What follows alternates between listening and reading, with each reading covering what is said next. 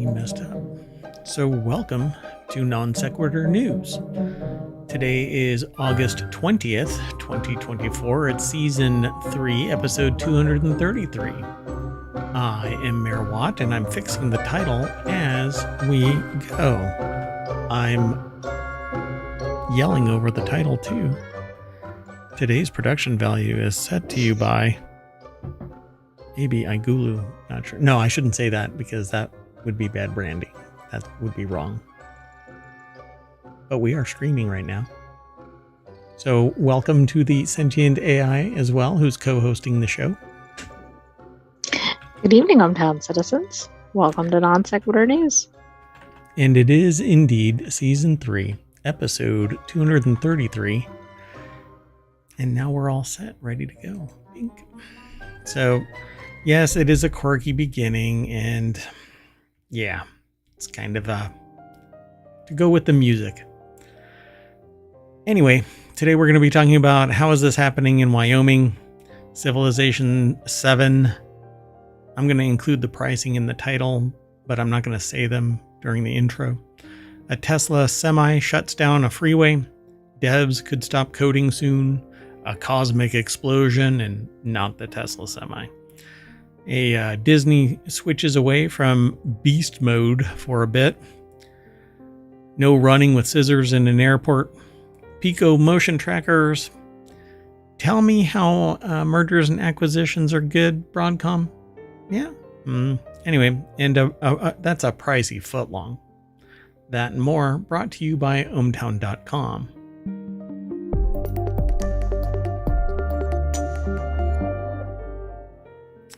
So I have people guessing about the pricing for VMware post the Broadcom acquisition, and that conversation is taking place elsewhere. But some of the conversation is maybe a little correct. And anyway, you want to get right on into this article? All of these articles. Yes. And further away from the intro. So the first article is over in the Mobile channel. An AI chatbot's Meet Avatar is running for mayor in Wyoming, the home of we will not upgrade our power grid, and no, nothing, we don't want EVs. Victor Miller is a 42-year-old librarian from Cheyenne, the capital city of Wyoming. With a population of around 64,000, I think that's like 10% of the entire population of the state. Actually, it is. That's all in one place. So they are running for mayor, but they don't seem to want to do any of the usual work the job would entail. Instead, they'd be sort of an AI mayor, letting ChatGPT-powered chatbot called Vic, short for Virtual Integrated Citizen, run Cheyenne if he wins. Okay, what could go wrong here? Normally, you would refer to this as a technocracy, where the technology is dictating the course of society. And yeah, look, hallucination alone would cause me to not vote for this. But for a human to go replace me in wholesale, and I'm just going to push the button if you tell me to, yeah, this person's going to be complicit with the sentient AI from the future here in dominate.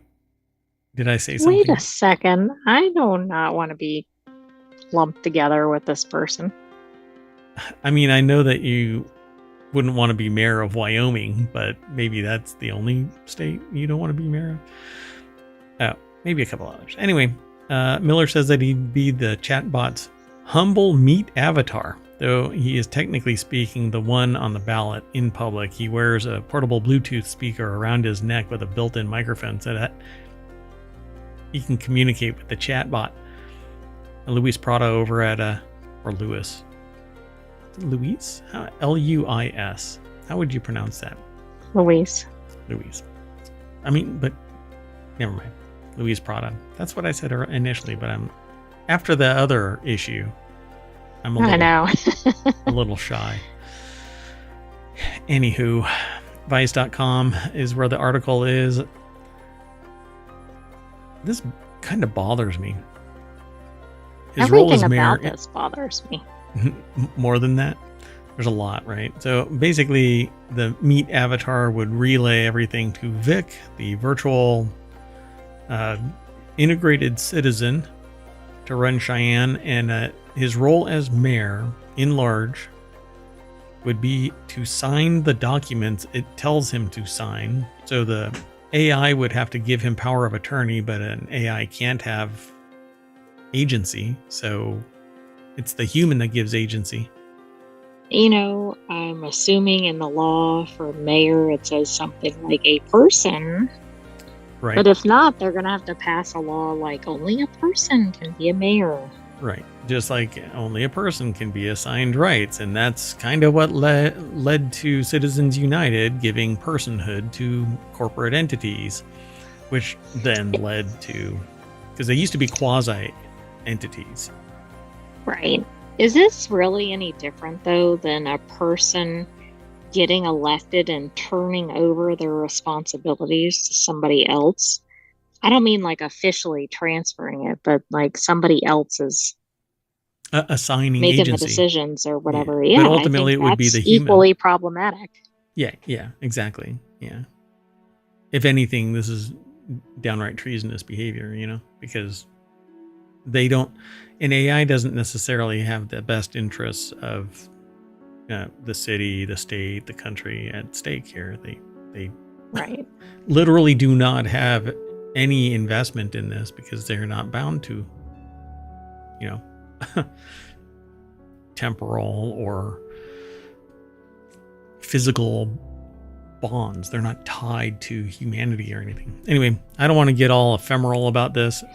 They say it's hard for them to talk about the risks of having an AI mayor, says Arvind Narayanan, a Princeton computer scientist or science professor, quoted in the Great Washington Post story. So in a Great Washington Post story, so about this, apparently, yeah.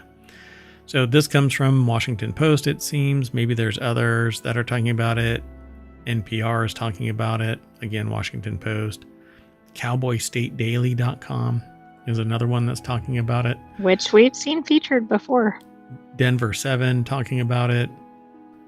Laramie County, Wyoming.gov has a press release talking about it. Yeah. I have a problem with this in that AI has no consideration for humanity. So it can make as absurd and irrational a statement and cause of action. And not in the legal sense, cause of action. Well, I mean, it could lead to a cause of action because somebody pushes the button that shuts down all of the oil wells in Wyoming. And boy, you can't have that. No. Yeah, I mean, there's all kinds of things that could go wrong with this. Inconvenience all the way to life-threatening. Yeah, pretty intense. They say that Miller, the person who's running as the meat surrogate, says that it's not a stunt, but maybe sure seems like one. It might be cataloged as dumbass. Okay, let's move on to the next article.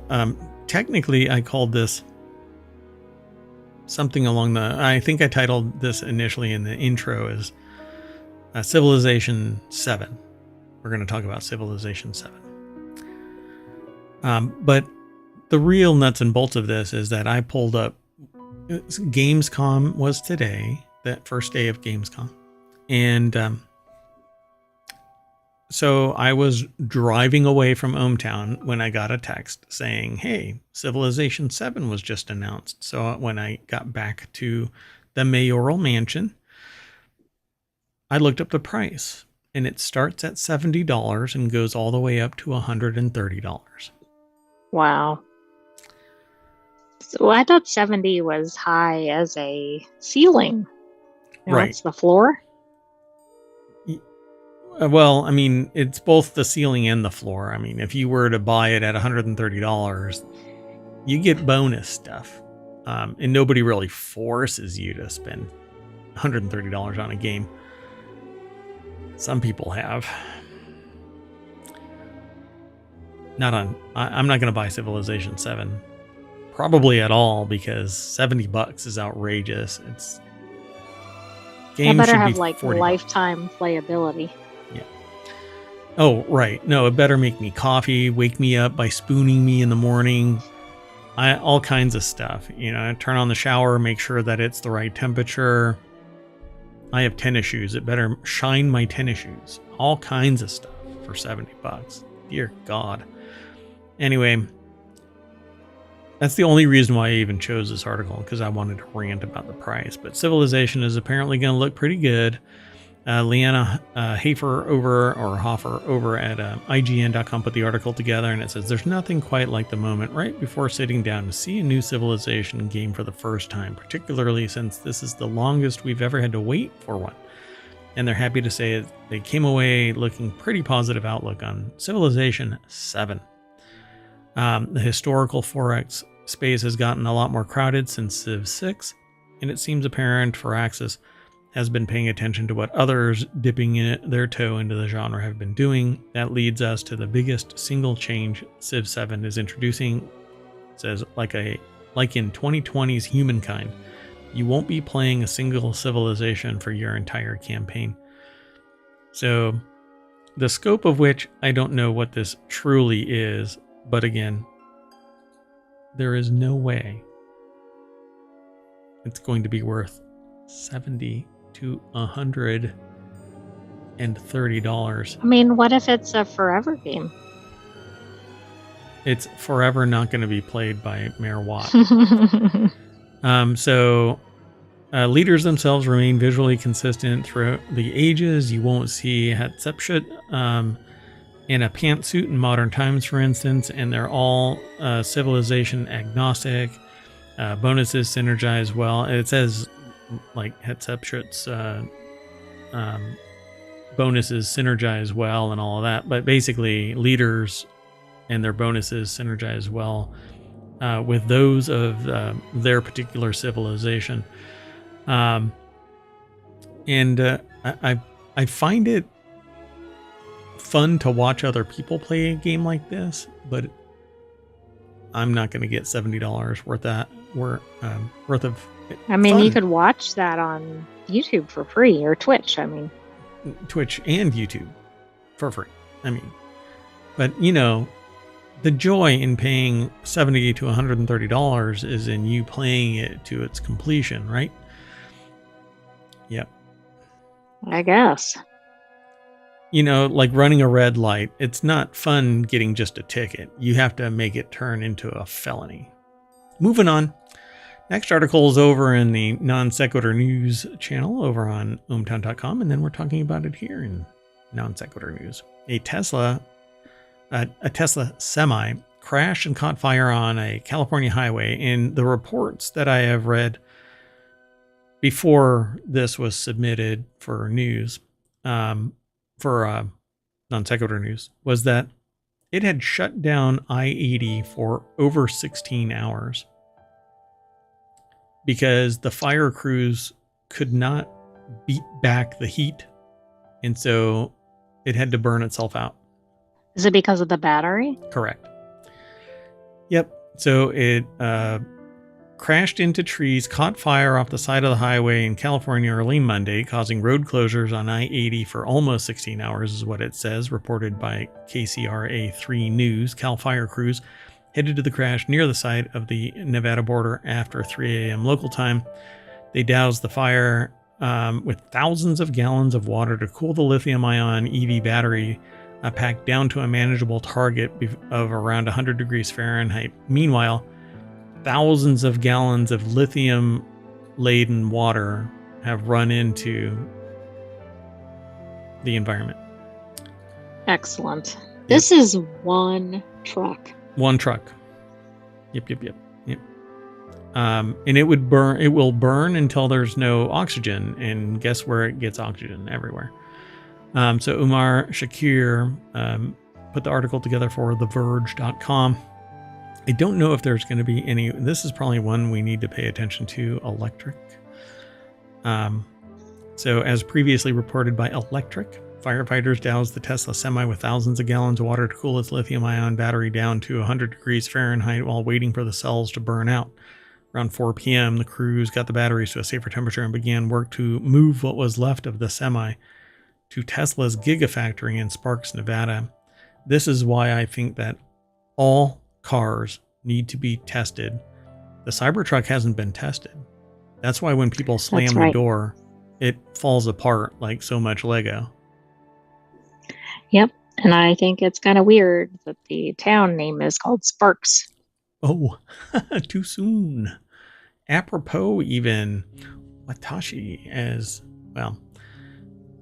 Watashi doesn't mean what I just did, but I went through a Japanese language class, and every time the teacher would say I, it was on the nose. Watashi. Which makes it look like nose means that. Right. And hence it became canon here in ohmTown. So it's not the first time a big Tesla batteries have caught fire in California. So maybe that's what the problem is. California, move this to Wyoming. You won't have this problem. Company's megawatt. I mean, especially not with a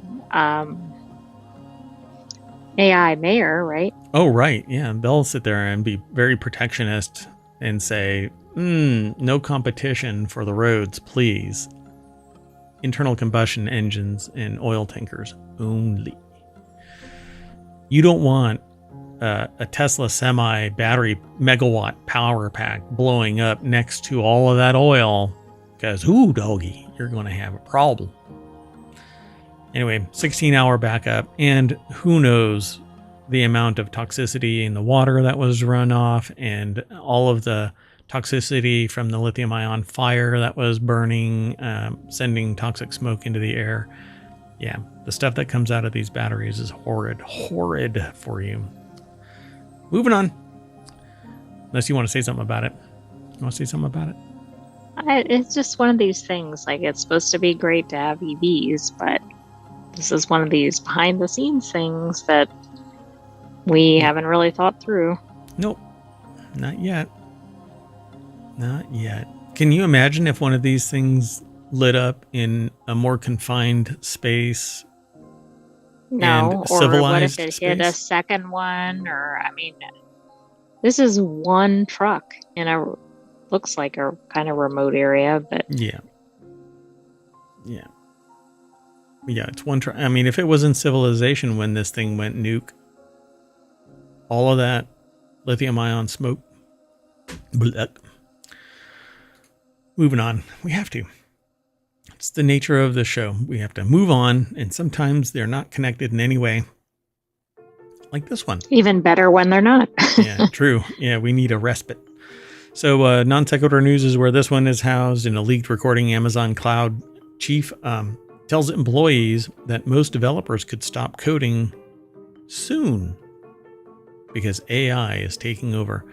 AWS or Amazon Web Services CEO Matt Garman, not the Garmin as in the GPS thing. The GPS, Garmin, right? That would be weird. AWS, different acronym. Shared his thoughts during an internal fireside chat in June. Business Insider obtained recordings of the meeting, and Garmin's comments were kind of an advisory nudge rather than a dire warning to software engineers. Essentially, hey, software engineers, better develop your skills to take advantage of artificial intelligence, because they say here in the article, little snippet that we have, but we link to Business Insider where this is housed.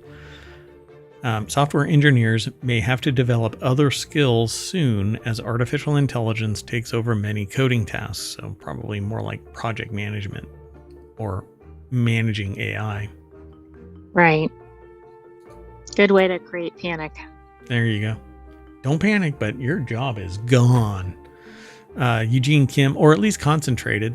And we'll actually get to that as we move down our articles, because our last article or so, maybe second to last, the penultimate one. Yeah, well, we'll get there. Anyway, Eugene Kim over at businessinsider.com put the article together. And let's see if I can get to something here, if it makes any sense. Coding is just kind of like a language that we talk to computers. It's not necessarily the skill in and of itself. The executive said the skill in and of itself is like, how do I innovate? How do I go build something that's interesting for my end users to use. This means the job of software development or developer will change, Garmin said. But then they put in caps, no dire warning, but hey, the house is on fire. In Garmin's case, he was sharing advice rather than issuing a dire warning that developers will go extinct because of AI. His tone was optimistic, suggesting more creative opportunities for developers, just like more jobs, right? Yeah.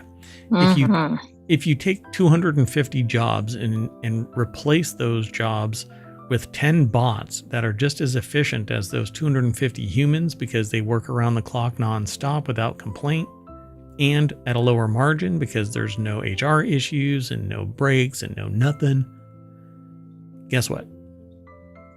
250 jobs are going to be replaced by 10 bots, or however many I said, because my brain's not functioning. Yeah. We're not going to make new jobs. That's not how it works. Think of us as horses. An AWS spokesperson, Aisha Johnson, told Business Insider that Garmin's comments conveyed opportunities for developers to accomplish more than they do today with new AI tools. All right. She added that there was no indication they expected or he expected a decline in the role of developers. No, everyone is a programmer now. All you have to do is get the AI to write it. NVIDIA CEO That doesn't mean you're a quality programmer. Correct. Yeah, Jensen Huang has said that everyone is a programmer now because of new AI coding assistants. This actually came out during their announcements about a hardware platform expansion and capabilities. So I won't really get into all of the minutia of this. I mean, if you want to, you can just follow the link. I posted them all in the VOD over on Twitch, and they'll be in the show notes over on YouTube. So be sure to check it all out. But in a nutshell, AI is still a thing, and technically it's evolving faster than humans do in its skill set, and it has all of the world's knowledge at its fingertips, just like I tell people day in, day out, for decades now, that you have the ability to obtain the world's information. All you have to do is utilize it. Programmers are going to end up in the same boat, which is if they're not tooled up to use the tools that make fast, effective, cost-effective developer opportunities, they're going to be replaced by people who want that cookie and are training for it actively, you know? So, a little word of warning, academia is developing these processes, utilizing AI. So don't be surprised if you stagnate, you'll be replaced by somebody who utilizes it. Yeah. All the more reason, though, to be tech savvy. Yep. At a baseline level, you could sit there and go to a job interview that doesn't necessarily have anything technical involved in it. But if they ask you a technical question and you spit out, well, I can use AI to do blah, blah, blah. Oh my God, you're going to be hired. Unless the people are afraid. Yeah. Yeah. You could be in. But if you say, what's AI, I think yeah, you're going to be in trouble. They're going to punch you pretty quick. All right, let's keep moving. Don't be afraid of AI. Some pretty violent job interviews. Embrace. You mean getting punted? Yeah. Yeah. Well, soccer. I've said too much. So over in technology today, and that's football, punt, but there's also punting. I mean, you can never mind. Why we're watching the skies for a once-in-a-lifetime cosmic explosion. NASA personnel, astronomers, and regular sky gazers are watching the skies for the upcoming nova. Joe Hindi over at cnet.com put the article together. The deck statement says what I just got done saying. Ooh, for those in the podcast, we're watching. Oh, that's a cool graphic. A graphic of something going nova and ooh, and then it zoomed in. Everybody be excited. Oh my gosh. Wait. I can't rewind it either. That's horrible. I want to rewind it. Oh, wait. Here we go. Oh, it's not doing it yet. It's taking too long, and now I'm losing the timing. Oh, never mind. I know it was just about to start. So back in February 2016, astronomers spread the news that the star system T Coronae Borealis had entered a phase of unprecedented high activity. 8 years later, that solar activity could result in a nova event large enough to be visible from Earth by your own naked eyes. Cover your eyes. They're naked. So, I'm going to start up a website, Only Eyes. And is it going to be uncovered eyes? Uncovered eyes, yes. Eyes wide open. I'm sure all of those as a domain name are already taken, so whatever. So what will the nova look like? Those fortunate enough to be looking at the night sky when the show starts may be disappointed. It won't look as explosive as it really is. You have to be a lot closer, but it's basically going to look like a bright star and then fade away. They'll see a faint star appear and gradually brighten, and then it'll go away. And it says, of course... I mean, that might be neat. It would be neat. Of course, someone on Earth will have their view interrupted as the Earth rotates. But what's cool about it is only those in this lifetime will see that. You know? Okay, that is cool.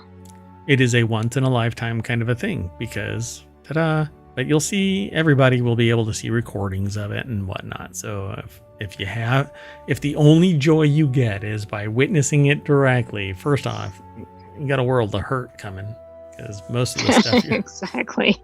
It might be cloudy. Oh God, can you imagine that? I've lived my life to do this one thing. And then, do you remember the video about the camera crew had set up to do a recording of the implosion of a building, and the reporter was standing there and everybody was ready, and a bus pulls up.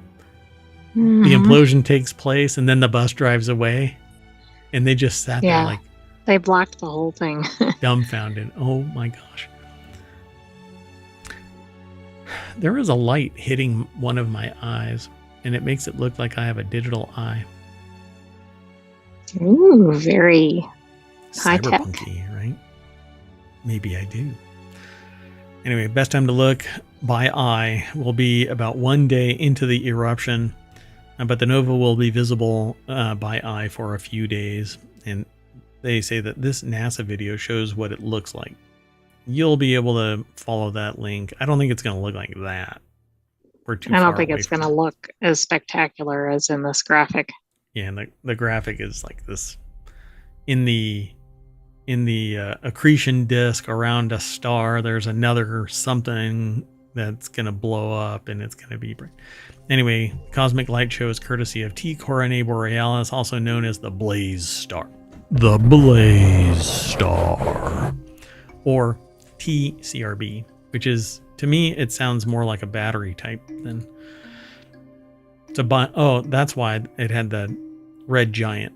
There's a red giant, and then a white dwarf, and it's a binary star system comprising a white dwarf and an ancient red giant about 3,000 light years away from Earth in the northern crown of the Milky Way. It's part of the Corona Borealis constellation that makes a distinctive C shape in the sky, primarily during the summer months. Oh. Anyway, there's a whole lot more to it. There's been other other nova from the star system. In 1946, it's a cycle that's been going on since it was first discovered more than 800 years ago.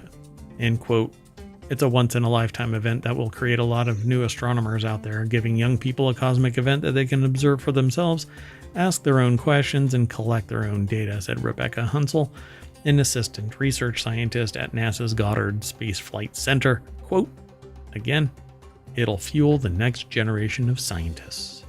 I agree. There's a whole lot more information over here. So I'm going to encourage you all to go and check it out.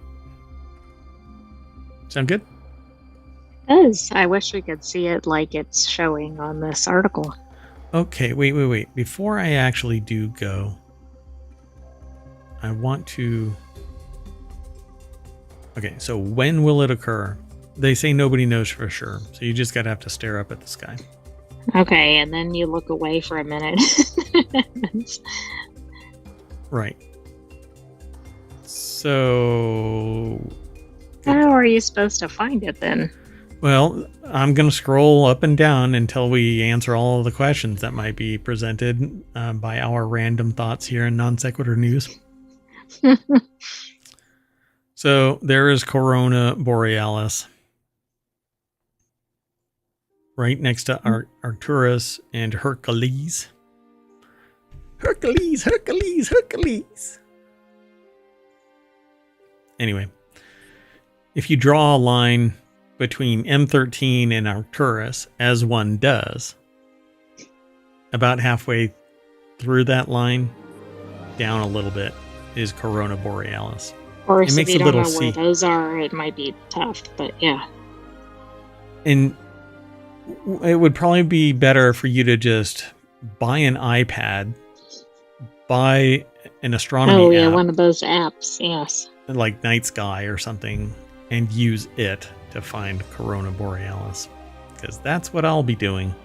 I mean, I already have the iPad, but anyway, let's move on. This next article is in Policy Metrics, which is a channel that discusses basically policy, and it evaluates it and discusses it. And sometimes it draws attention to the fact that there's some pretty dipshit policy out there. Like, Disney withdraws arbitration motion in Disney restaurant wrongful death case after bad publicity. They should have done it before the bad publicity, but hey, you know. I agree. I mean, this was so foreseeable. We just talked about this a couple of days ago. Yep. So I was waiting for this. We should have actually been taking some kind of bet. But we don't really bet more than $1 here in ohmTown. But we usually say about 24 hours or something, and it was pretty close. Yeah, it was about 24 to 48 hours, right? And this next one that we've been talking about was about the judge who basically treated a teenage girl as if she was a felony or a felon. And I think that person should probably be punted as well. So reports Philip Marcello of the Associated Press, and they've got a link embedded in their article, and we don't change any of that stuff. This isn't the first time the company has changed course in an arbitration demand after adverse publicity. Really what they need to do is just go, is mom going to be pissed by this policy? And if mom's going to be pissed by this policy, just don't use it. Change it. Change it. Just take your policy and show it to mom. Mom, we wrote this policy on a napkin. Can you? I mean, who made the decision here to apply the streaming trial to somebody's death? Wells Fargo had actually won a motion to send a case to arbitration arising out of its unauthorized account scandal back in 2016 before settling its class action for more than $100 million. It's pretty clear that businesses understand that arbitration clauses are seen as unfair and will insist on them only when they can do so without public attention, which is another argument against arbitration clauses. It's revealing when businesses take one course, I guess. So the article is over at Public Citizen or citizen.org. And none of this makes any sense. Because like I said, if you were to sit there and say out loud to another human being, let's say your mom, hey, I've got this policy, and the policy says that I can apply it pretty much anywhere. But here's the context. A person died. Don't even have to give anything else. But we want to invalidate any of their claims. You get laughing out loud in response. Yeah. If they understood what you were saying. Yep. So it's revealing when businesses take one course in public and opposite course in private. as Justice Brandeis famously said, sunlight is the best of disinfectants, because they finish this article. It's a very brief article because they really are pointing you to the Associated Press article. But they end this entire paragraph with arbitration thrives in the shadows. And that's a riff off of something that I say. Well, not a direct, they don't know what I say. I'm sure Public Citizen doesn't know who Mayor Watt is, but I say abuse happens in the dark. Other places have said things like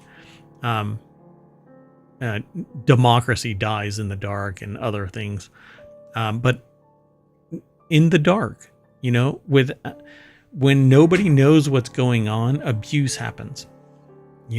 People get away with shit because nobody is looking. Now you can have the flip side, which is abusive as well.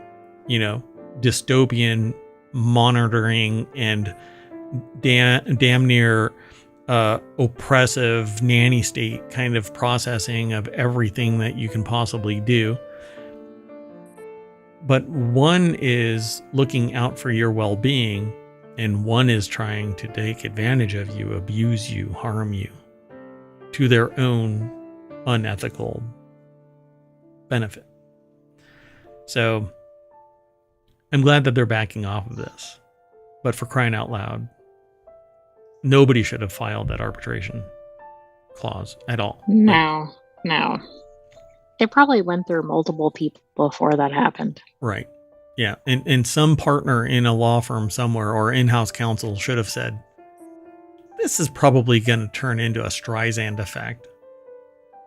But no press is bad press. Moving on. Somebody was running away with scissors or something like that because scissors went missing and an entire airport was shut down. Missing pair of scissors brought an international airport in Japan to a standstill last Saturday. The unusual security situation at a New Chitose, I guess? Chitose? How is that pronounced? Chitose? Sure. Airport in Hokkaido forced 36 flights to be canceled, 201 flights to be delayed, according to BBC reports.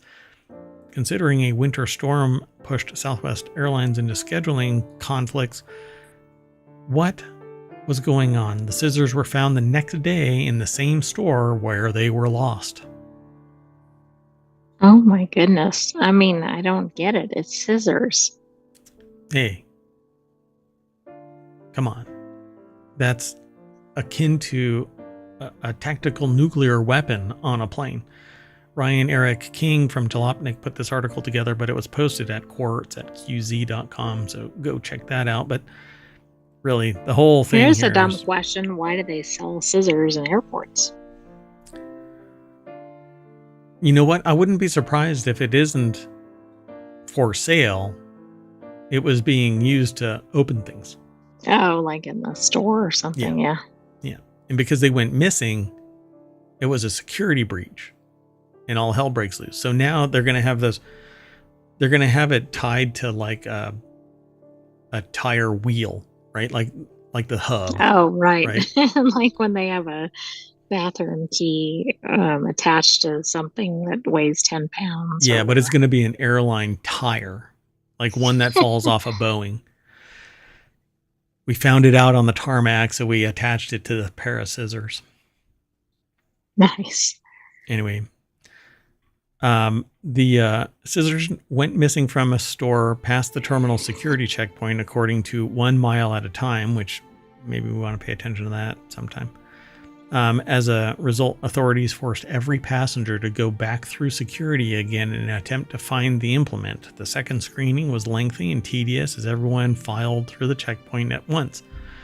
However, the scissors weren't found and the airport resumed operations 2 hours later. Wow. An airport worker found the scissors the next day in the same store where they'd gone missing. The scissors weren't merchandise, as most airports don't allow sharp implements to be publicly available beyond the checkpoint for security reasons. And then they still say they were likely a tool left by staff that went missing. A tool. Would you feel bad if you worked there and had moved the scissors in the store and caused multiple flights to be canceled and all this? I don't know what I would think, man. Can you imagine that though? So who lost the scissors? Everybody's pointing at everybody else. Exactly. You're all I mean, fired. that's a little different than some sort of small wrinkle. Yeah. That's affecting worldwide air traffic. Oh yeah, the knock-on effect to other airlines and stuff like that. Oh God. Right. Pretty wild. All right, let's move on. I'm excited for this one, but it's only in China right now. So Pico motion trackers add leg tracking and use a clever calibration technique. That clever calibration technique is actually 12 infrared LEDs on each Pico motion tracker. It says like Sony's Mocopi or Mocopi or something like that. I think it's called Mocopi. Each Pico motion tracker features an inertial measurement unit or an IMU containing a tiny accelerometer and a gyroscope, but unlike other IMUs, the Pico motion trackers feature 12 infrared LEDs each that are tracked by the headset for two purposes. So let's go right on over to Upload VR. David Henney at Upload VR put the article together. And so I have the Pico 4s. The Pico 4 Ultras are coming out the same time these drop. The piece of hardware has two things going for it. It says, firstly, they're used to enable rapid initial calibration. That's the LEDs, where you simply stand still and look down. And then from then on, they're used to provide 6 degrees of freedom positional tracking wherever or whenever a tracker is within view of one of the headset's tracking cameras. When they're not in view of the cameras, the IMU is fed into a skeletal model to produce plausible but imperfect estimated leg poses based on the relative rotations and forces of each tracker. They say it's an interesting hybrid approach that they haven't seen used for leg tracking before. Essentially, and they kind of give a demonstration. You look down, it starts tracking, and then from that point on, it has inertial data that's being sent. But then every once in a while, if you have to look down or come within range of the sensors seeing those trackers or the LEDs, it sorry for hitting the mic. It recalibrates real quick and recenters, not really recenters, but it repositions itself so it's back on target. ByteDance, the company that makes it, ByteDance, claims an average position error of 5 centimeters, which is about an inch. An average angle of error as low as 6 degrees and an accuracy of not less than 98% for stepping action, judgment, and restoration with a latency of less than 20 milliseconds. That sounds really good. You'd definitely... Actually, can you 5 scroll centimeters up or down? It just keeps repeating the same Oh, sorry. video. Yeah, you don't want to just keep looking at the same thing over and over again? Anyway, 5 centimeters is actually 2 inches for some reason. Yeah, like 2.5 is 1 inch. For whatever reason, my brain just said, Anyway, each tracker weighs 27 grams, offers a claimed 25 hours of battery life, can be charged via USB-C. Anything not using USB-C is probably something that should be thrown into a fire pit. A little old school. Yeah. And the Pico motion trackers are going to be available for pre-order for about $60, but it's in China. They're going to be shipping September 2nd, which is the same time the Pico 4 Ultra headset is going to launch. And that has added features, but won't talk about that kind of stuff until Reality Hacker, probably. And they're supposed to support natively VR chat and connect to Pico Connect PC VR streaming app, which you basically use to connect your PC to the Pico for wireless communications. I use something else. Sounds really neat. Yeah, I like that. And that's what they look like right there, folks. Just put them on your ankles. And now I want it in more places because you can actually get multiple tracking beacons and It can bend your knees. It can be placed on your hips, on your elbows, on your shoulders, and you get greater fidelity with other tracking systems. But then you have to have a wireframe that supports it. Not everything does that. So this is kind of the lowest common denominator to get you moving in VR space. Or at least playing soccer. Right, but please make sure you have a good space before you do this. Yep. You gotta kick some walls and be sure to secure your pets. Otherwise you'll kick them periodically too. But hey, they learn real fast. Moving on, next article is over in Non Sequitur News as well. Broadcom purchased VMware, and I said at the time, oh crap. And that is a technical term meaning, oh crap. Because mergers and acquisitions are pretty notorious for firing a bunch of people, and because money was given to somebody else and no real direct earning return, they have to raise rates to recapitalize their coffers in the shortest amount of time. And so they're going to try and do it within 3 years. So VMware customers say that there's a massive price hike since Broadcom's acquisition. The title Prices of this, always go up and quality goes down. Correct. Yeah. So the title of this article's headline is VMware customers report massive price increases since Broadcom takeover. Feels quite a bit like being held for ransom. And here's the thing. They're doing away with perpetual licenses. And the quotes that I am hearing are ranging from 2 times their last year's subscription rate to 10 times last year's subscription rate. And it depends on what you have, who you are, what your perceived value is, because the people that I've spoken to have said that they have this and now it's this price. And then somebody else says, well, it's like I have the that. 2 people with Amazon, right? In different Correct. Locations. Yeah, variable pricing. That's what it seems like, but I could be wrong, I suppose. But so VMware customers report seeing massive price hikes since Broadcom acquired VMware late last year, with some paying as much as 10 times. Oh, they say it in the article. I hadn't read any of this yet.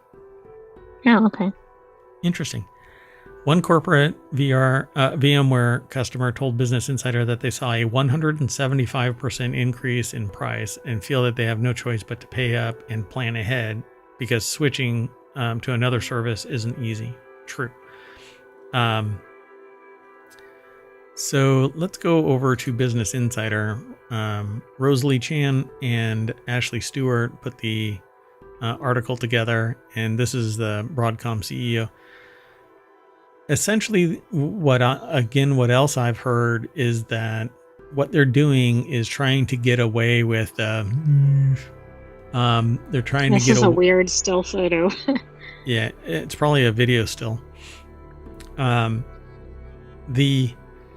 they're trying to do is trim the fat of high maintenance but low return on investment customers so that they can charge only the big dogs a shit ton of money and recapitalize as fast as possible.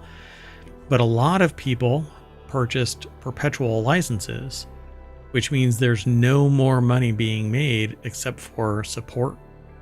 But now they've invalidated. They've basically said no more subscription licensing. Whatever you've got. And at least one person that I've read their comment on Reddit said that the Broadcom rep said, if your server crashes and you reinstall, that's in violation of the terms and conditions of the purchase, because you're purchasing it for that CPU and you installed it on that CPU. Or because you installed it on that CPU, the license is for that CPU, which is just garbage. Anyway, Yeah. VMware customers, go ahead. Just a way to get more out of the customers, right? Yep. And so they're increasing the friction to the point where you just bow out and you go somewhere else, finding that hypervisor so that you can tell VMware to kiss your butt is going to be pretty tough. by the way, they've also killed the academic licensing, so you can't even use it in an academic lab at a reasonable rate. In fact, wow. that has changed several times over the years. But Microsoft did similar stuff with other tools that it offered as well. Because now Broadcom Yeah, but it can doesn't make it okay just because other companies have done it. No, not at all. No. So Dave Russell, Senior Vice President and Head of Strategy at Veeam, said that his company saw a 300% price increase in VMware products it's using. That's in line with what he's heard from customers, some of whom have reported even higher prices. Correct. I've seen and read and heard from others. So Hinckley said CloudBot's customers have seen VMware price increases ranging from 140 to 600%. Now, percentages are kind of a bitch because, raising $100 to $140, 40% increase, but we're not talking about $100. We're talking about thousands of dollars. So these are even more exorbitant. Yeah. So that's hard to have such a high percentage on a high value to begin with. Correct. Yep. So one executive even told them that they saw a 10-fold price increase. And CloudBolt surveyed 300 IT decision makers in May and found that 73% of them expected a price hike of at least 100% from Broadcom after the acquisition of VMware. It also found that 95 have considered this acquisition to have a disruptive impact on their IT strategy. And I can tell you anecdotally that everybody that I know is moving away as fast as possible. And one person suggested that this was coming close to 8 months prior. So I don't know if they had insider information of some kind. But, right, that sounds like it. But I don't know them enough to broach that. So they say some customers may want to discontinue using VMware products and will require support as they transition to a new solution like Nutanix and Microsoft Docker, Kubernetes, open source. But there are others. You'll have to look around, find something that your IT infrastructure can support. Professionals might be able to support. But it's going to be more expensive, upwards of 2 times or more per year, because you no longer have perpetual licensing. So basically, they're going to keep. When they change the terms after the fact. Yeah, well, and what they're doing, they're not really changing the terms because you have the perpetual license, so you can use it. But if they ever push an update, they're saying one person that I read online said that they were told that even updates in the current version, which is part and parcel to your perpetual license, goes to your perpetual license. But now, if you don't renew and turn into a subscription, they can deny you access to the updates within the version you're in, which is just batshit crazy contract violation. So yeah, this is going to be quite an interesting situation. And frankly, it's because the beast in this is Broadcom has so much money that they could do this, and they're dissociated from reality because they're invulnerable. They cannot be touched. Right, and they don't really care if they lose some customers. Right, because they're going to make so much money from the rest. Because they'll be back. Yep. So everybody's going to be talking to either their consultancies that advise them or their in-house their in-house professionals for advice about which direction to go. And frankly, I think everybody should just jump ship. But there's some things that really it's built around VMware infrastructure, including solutions that ohmTown uses. So, yep. Anyway, at the same time, Ramaswamy said that the changes are a major opportunity for Nutanix to obtain more VMware customers. Dell has long been strongly partnered with VMware, even announced a new partnership with Nutanix in May. So that's where a lot of people are going to be going.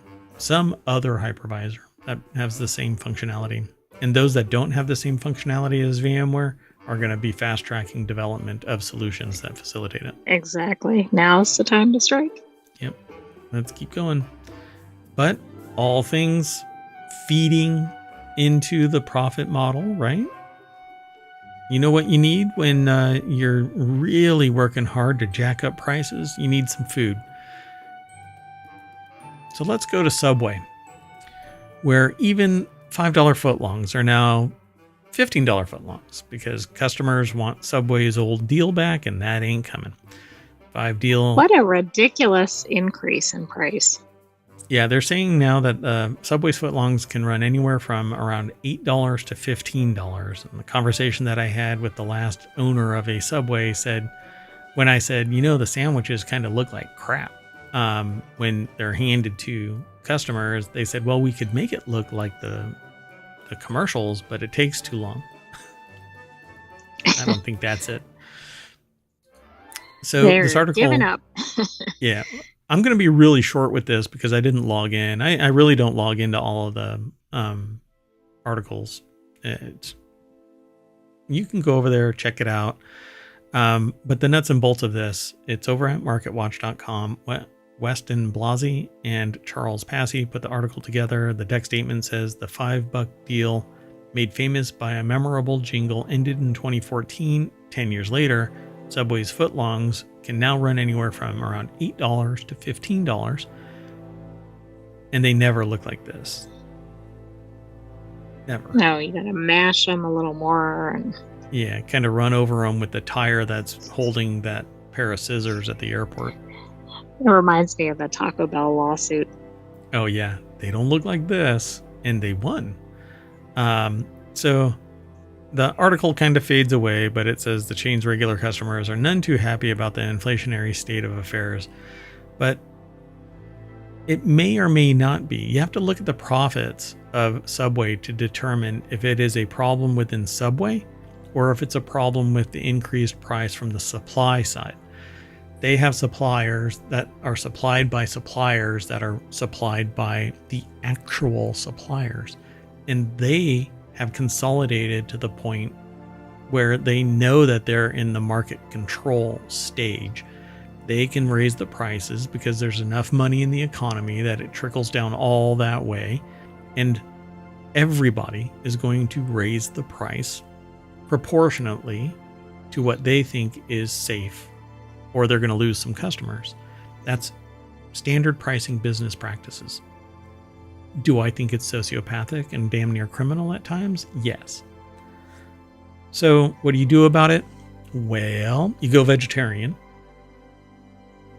You grow your own microgreens. You can make your own cheese from milk. You're lactose intolerant as a human anyway, except when you're an infant. And buy local, because there aren't massive leaps feeding a whole bunch of supply chain crap that raises prices with each step. And you don't have to worry about diesel fuel that went from $1.50 back in the 80s to $5 now in 2024.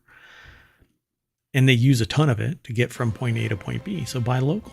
And so that's why I promote things like micro farms in communities. And when people, everything is connected. I'm not going to jump on that soapbox. But the reason why prices are so high is because there's supply chain from concentrated centers of production out like tendrils out to the various places.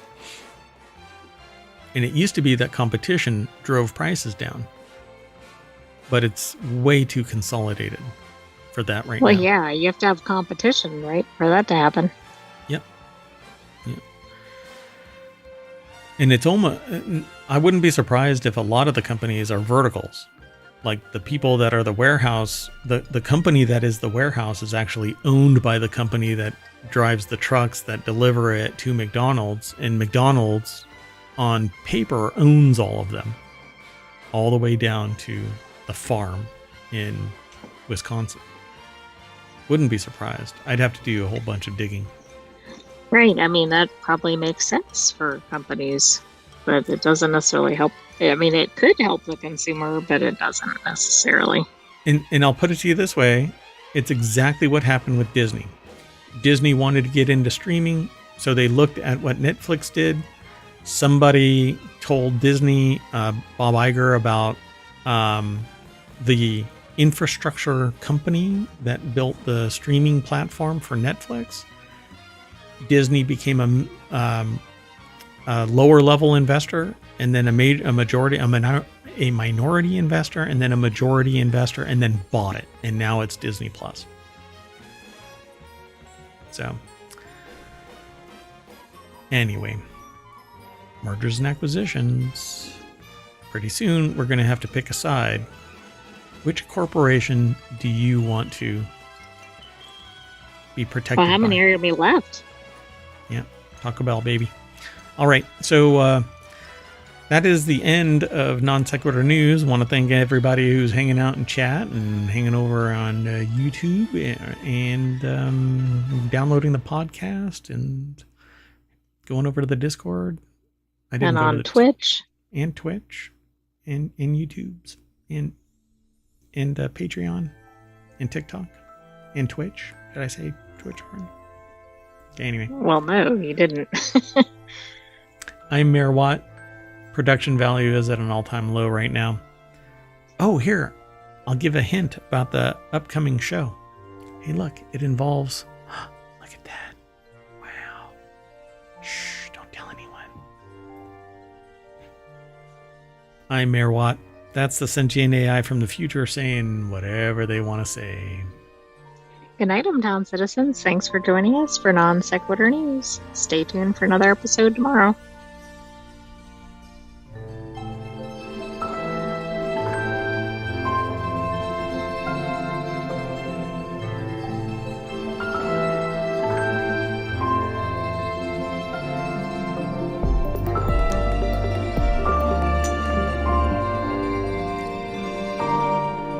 I'm in the happiest place in ohmTown.